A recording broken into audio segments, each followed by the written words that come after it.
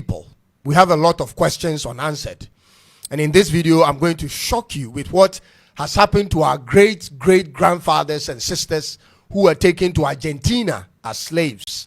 If we, the black people, ever learned anything or understood how the world has treated us over the years, we would be more concerned about building our own continent and staying right here than looking for visas to overseas. This country, Argentina, that you love and support in football, has done more damage to our forefathers than many of the European countries. And I'm going to break it down and prove it to you every step of the way. Make sure to fact check me if you doubt. And also make sure to subscribe and click on the bell to see all of my videos. Let's get into it.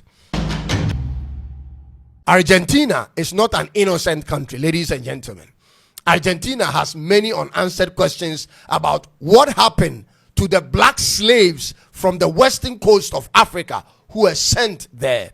You see, from the 16th to the 19th century, tens of thousands of black African slaves were brought to Argentina, mostly through the port of Buenos Aires. I'm talking about some 300 years ago, and I need you to understand in the simplest way, ladies and gentlemen.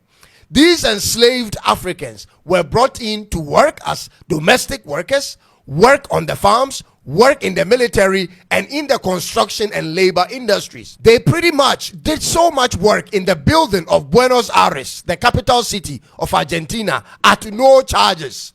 Their numbers grew over time, and at one point in the late 18th and early 19th centuries, up to 1/3 of Buenos Aires population was of African descent. I mean, about 200 to 300 years ago in Argentina, every 1 person out of 3 people in Buenos Aires was a black person. But today in 2025, approximately less than 2% of the population in Buenos Aires identify as black. From 30% some 200 plus years ago to now less than 2%. What happened? Where did the black people who built Buenos Aires disappear to? Argentina, what did you do with them? Ladies and gentlemen, this is what my research work got me. And like I said earlier, you have to fact check me if you doubt. But when you find me credible, you have to subscribe and click on the notification bell. Now, 2 major initiatives happened in Argentina that significantly reduced the population of the black slaves at the time. Number 1, from 1810 to 1818, the Argentinians went into a war with Spain for their independence. It was called the Argentinian Independence War. And guess who the leadership of Argentina drafted to fight in that war? Ladies and gentlemen, they drafted all the black slaves, particularly the black male slaves. The war went on for about 6 years straight, and in that time, most of the male black slaves were at the forefront of the war, and they died. It was mandatory for all black male slaves to fight in this war. Tens of thousands of them died fighting for Argentina. The very freedom the people of Argentina have today was given them through the shed blood of our ancestors. But the Argentinians never talk about it. They never show it in any of their independence stories, ladies and gentlemen. They just erased it. Then right after that war was the Paraguayan War from 1864 to 1870. Argentina joined forces with its allies, Brazil and Uruguay, to fight off the Paraguay country from its ambition to take over navigation routes and territories. Here again, the remnants of black slaves were put at the forefront, and thousands died in that war. These 2 incidents were the first initiative by the Argentinian leadership at the time that drastically reduced the population of the black slaves in Buenos Aires.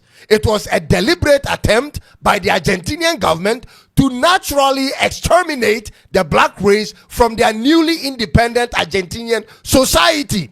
Then after building Buenos Aires, after the black people fighting and building Buenos Aires in the wars for the sovereignty of Argentina, the worst thing ever happened to them. The now independent country of Argentina in the late 19th to early 20th century embraced a white European identity as their national identity. They simply pulled out an eraser and wiped out the black identity as an identifier in the new Argentina society. Ladies and gentlemen, in the 1887 census of Argentina, they excluded black from the options as an identifier.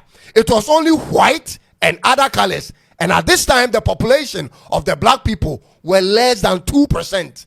They chose to forget the contribution of the black people. Their immigration policies instead favored Europeans like Italians, Spanish, and Germans. They had forgotten about the existence of the black people, similar to what the Americans did to the black people after their Civil War. They slave you, they abuse you, and then they dump you. And so from 1887 onwards, you could not identify as black even if you were one. This is why we don't see any black people in their politics and in their entertainment industry nor in their football team. They kept disappearing till this day. Where did they all go, ladies and gentlemen? They died in wars for Argentina. As it is now, the only event that recognizes the history and contribution of black people in Argentina is the El Dia de los Afro-Argentinos, which happens on November 8th every year. Again, similar to how America has a Black History Month. Buenos Aires, in a space of 50 years, moved from 30% black population to less than 2%. By 1853, when slavery was completely abolished in Argentina, most of the black men were already dead. And so the black women married white Argentinians, and that's how the black race over time got whitened. They went in black and came out white. The few known black soldiers who were recognized as heroes in the wars were Maria Remedios del Val, who was a nurse. She was wounded, captured, and tortured by Spanish forces severally, but kept returning to the battlefield, ladies and gentlemen. The truth is this: after Argentina's independence, she was left in poverty and had to petition Congress to recognize her service to the nation. Does this story sound similar, ladies and gentlemen? The other soldier is Pedro Pablo Morales, who was a sergeant major. Antonio Ruiz is another recognized black soldier who was executed in 1824 as a prisoner of war for refusing to raise the flag of the Spanish people. And finally, Colonel Jose Maria Morales. They fought and laid down their lives for the freedom of Argentina. The rest of the black men, ladies and gentlemen, who still found it difficult to survive in Argentina, had to leave to Brazil and other parts of Southern America. They weren't appreciated. This is the story behind why you don't see black faces in Argentinian events. For some people, they didn't even know black slaves were once upon a time a vibrant race in Argentina. Ladies and gentlemen, we cannot change history, but we can make one. The black race has proven to be a builder and a fighter, whether as slaves or free men. We have to use that ability to build and fight for ourselves at this point. We have a continent to build, and we have the resources needed, ladies and gentlemen. What we need is people who love this land and its people. We need such patriots to fill in positions and lead the way. Our story has been truncated in the last 400 years. We were captured, dispersed, abused over that period, but now a new generation is coming. This generation will build Africa. The old generation must make room for the new, ladies and gentlemen. We don't need a Paul Biya sitting as president over the years for 40 years plus. We don't need that. Alhassan Ouattara as president for 15 years and Museveni as president for 40 years. We don't need that. They've served their purpose. They must leave the scene for fresh ideas. There are smart and patriotic young Africans who have ideas that can transform this continent. Don't waste their time. I tell you, don't waste their time. You are just occupying spaces. Make way. The revolution has started, and we need all hands on deck. This is Africa's time to shine, ladies and gentlemen. And to all black people from any corner of the world, you are from here. You are needed here. You are loved here. If Argentina doesn't want you, we have space for you right here. Wherever you live in the world, where they belittle you and stereotype you and abuse you for the color of your skin, maybe it's a sign for you to return home. Start that journey from today. Do your research and book that flight. Start from Ghana, because this is where you were actually exited. Ladies and gentlemen, you are always welcome home, and I invite you to come back home.